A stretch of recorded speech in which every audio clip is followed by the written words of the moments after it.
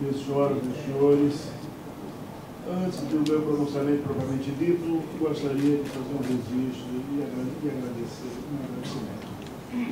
Registrar o apoio incondicional que a diretoria da SUDENE sempre empresta às ações da superintendência, a guerreira diretoria que é representada pelo Dr. Márcio Romarinho, diretor de Administração e Finanças, e pelo Dr. Henrique Tinoco, diretor de Fundos de Investimentos e, cumulativamente, diretor de Planejamento. Agradecer a uma plede de técnicos da SUDENE, funcionários e diretores, que, como verdadeiros buenas vezes, mantêm firmes os ideais da SUDENE. Agradecer também amigos valorosos, a quem carinhosamente eu chamo de meus assessores pro bono, o ministro José Veloso, do Fórum Nacional, o doutor Leonides Alves Filho, aqui presente, do Instituto de Administração do Desenvolvimento, ao professor Emílio Cantilho, da Universidade Federal Rural de Pernambuco, ao professor Gentil Martins Dias, da Universidade Federal, da Universidade de Brasília, e aqui na minha frente o doutor Eduardo Ataíde, diretor do WWE, World Institute, que é um órgão que anualmente edita uma espécie de Bíblia do Desenvolvimento, editada em 24 idiomas. Pessoas de quem eu roubo, às vezes, horas de conversas, de orientação, de discussões, na esperança, né, de que alguém os faça justiça amanhã e os condecore ao menos com a medalha de ser assunstado pelos relevantes serviços prestados à SUDENE em nome apenas da nordestinidade. Agradeço também ao doutor Gustavo Nogueira, esse dinâmico secretário de Planejamento do governo da Paraíba, e que foi, digamos assim, a nossa arma secreta aqui para o sucesso do senhor governador. E agradeço, evidentemente, ao governador Ricardo Coutinho aqui presente, sem cujo apoio não seria possível a realização desse evento em João Pessoa. E, por último, agradecer a hospitalidade costumeira do povo da Paraíba. O Piauí tem uma ligação muito estreita com a Paraíba, através de uma grande figura paraibana, que é aqui da Paraíba, que é o senhor João Fernandes Galdino, que é um grande empresário em Teresina e um grande empresário de expressão regional. Tá? Agradecer também a convivência sempre urbana, sempre calorosa que tive com a bancada federal da Paraíba, o senador Cunha Lima, o deputado Wilson Filho e outros, que me acolhem sempre em Brasília quando o assunto é SUDENE, quando o assunto é Nordeste. Minhas senhoras, meus senhores, dito isto,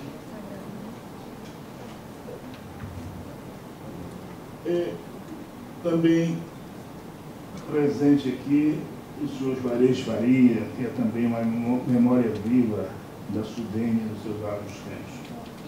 Minhas senhoras, meus senhores, por acreditar piamente no poder germinador das ideias, a SUDENE promove o segundo Fórum Nordeste 2010, na esteira de evento realizado em Recife há pouco mais de 2 meses.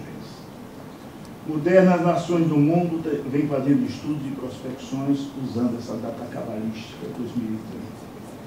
A SUDENE promove, pois, este fórum com foco em temas momentosos: um novo pacto federativo, um mercado comum para o Nordeste, a Amazônia Azul, e aqui presente o nosso almirante, o novo papel das águas subterrâneas na produção agrícola e outros não menos importantes, de forma a recolocar na ordem do dia as discussões sobre a política, sobre a questão regional. Tal como o primeiro fórum, este é igualmente um evento emblemático, porque hoje, mais do que nunca, o país precisa repensar a federação, o desenvolvimento regional e o Nordeste, como o fez, de forma desassombrada e lúcida, Celso Furtado, filho ilustre dessa pequenina e brava terra. Não é sem razão que o Nordeste açudenho deve muito à Paraíba, pela floração de ideias generosas que, a partir de Celso, ganhou o país e o mundo. Milton Santos, referência em estudos geográficos e geopolíticos da modernidade, exilado na França durante muito tempo, foi mais longe. Para ele, no final dos anos 50, o Nordeste não existia. Esta região foi produto de um discurso. Foi Celso Furtado que, inteligentemente, decidiu produzir um discurso que criou o Nordeste, que impôs o Nordeste ao país e assim pôde exigir medidas com as quais as coisas começaram a tomar outro rumo. Decorrido tantos anos, a questão regional, com maior ou menor intensidade, continua a ser vista de maneira preconceituosa ou distorcida em conhecidos círculos políticos, intelectuais e econômicos do país, a depender do grau de vigilância ou das variações, que ultimamente tem variado para baixo, do nosso nível de união em torno de ideais comuns. Já assinalava Celso Furtado que a tendência à concentração de renda e riquezas é inerente ao sistema capitalista em que vivemos e ao modelo do processo de industrialização iniciado por Getúlio Vargas e consolidado por Juscelino Kubitschek. A acelerada globalização em curso, além de multiplicar as forças concentradoras, de outra parte, algumas desigualdades quando em risco a coesão social dos povos e nações e, como não poderia deixar de ser, de nossas próprias instituições. A constatação de tais fatos nem por isso tem levado os governos à acomodação. Causa espécie que, enquanto nos países da Europa, que não sofrem os problemas de continentalidade para sofrer, enquanto nos países da Europa sempre se conferiu importância primordial aos experimentos de desenvolvimento regional, lá a renda das regiões menos desenvolvidas equivale a 75% das mais ricas. E aqui, em caso de extremos, chega a 1/4, meus senhores. O Brasil ainda hoje, apesar disso tudo, ainda hoje, forças poderosas tentam solapar o que as duras penas do Nordeste conseguiu. Exemplo recente de preconceito anti-nordestino, senhor governador, é a Lei 12.859, de 10 de 9 de 2013, que extinguiu, a partir de 2024, os incentivos fiscais da SUDEM. E causa mais espécie, senhor governador, senhores aqui presentes, é que o relator e o presidente da comissão, onde meteram esse camburão de seis, eram dois nordestinos. E no relatório desse presidente, desse relator, não consta nenhuma menção a essa medida insidiosa, que não constava, a bem da verdade, do projeto original do governo. E, no entanto, por falta de vigilância, pela acomodação, passaram esse camburão de seis no Nordeste, fazendo com que, na prática, os pleitos contem com prazos diferenciados de fruição cada vez menores, chegando no limite a desestimular a atração de empresas via oferecimento de incentivos. Senhoras e senhores, ilustre governador da Paraíba, a integração do Nordeste à economia brasileira foi obra da SUDEM, e dessa integração resultou benefícios para o país como um todo. De uns anos a esta parte, 10, 12 anos, por força de políticas sociais postas em prática, a realidade do Nordeste é outra, com a elevação do nível de renda da população, a diminuição da pobreza, a melhoria da qualidade de vida dos vários segmentos sociais, o incremento do setor de comércio e serviços e outros indicadores socioeconômicos. Mas, apesar de todos esses avanços, continua a luta por um país menos desigual, mais solidário e justo. No Nordeste, pois, são evidentes os avanços, mas também o são as armadilhas e as ameaças econômicas. O fluxo de comércio interno e externo da nossa querida Paraíba em 2011, por exemplo, apresenta um déficit de pouco mais de 6 bilhões de reais. Em 2012, tal déficit foi para 9,5 bilhões e meio, apesar do incremento das vendas, principalmente no setor industrial, que passaram de 9,5 para 12 bilhões e meio. E mesmo assim, houve um incremento terrível do déficit de vendas internas. Nos demais estados, a situação não é muito diferente disso, o que não deixa de ser uma armadilha pela perpetuação de economia dependente. O Nordeste cresce, mas o difícil, como dizia Delfim Neto, não investiu para dar dinheiro para o Nordeste. Difícil é segurar dinheiro aqui na região, onde o comércio de vias internas e a concentração financeira no centro e no sul funciona como boa de sucção das riquezas daqui províncias. Se é verdade que há mais de uma década crescemos acima da média nacional, com regiões economicamente dinâmicas no Cerrado e até no semiárido, nossa renda per capita de 47% da renda média nacional, a mesma do tempo dos tempos de Celso Furtado. Em outras palavras, melhoramos muito, mas do ponto de vista relativo estamos no mesmo lugar. Se é verdade que crescemos, as outras regiões não pararam de crescer. E como a base econômica do restante do país é maior do que a nossa, a produção bruta resulta infinitamente superior à nossa, mesmo crescendo a taxas ligeiramente superiores de baixo. Apesar dos grandes investimentos federais, transposição, nordestina, portos e outros, são visíveis as ameaças ao recrudescimento de novo fluxo concentrador de renda no país, por força de pesados investimentos em áreas de gás, petróleo, polo petroquímico, automobilismo e metal mecânico no centro-sul do país.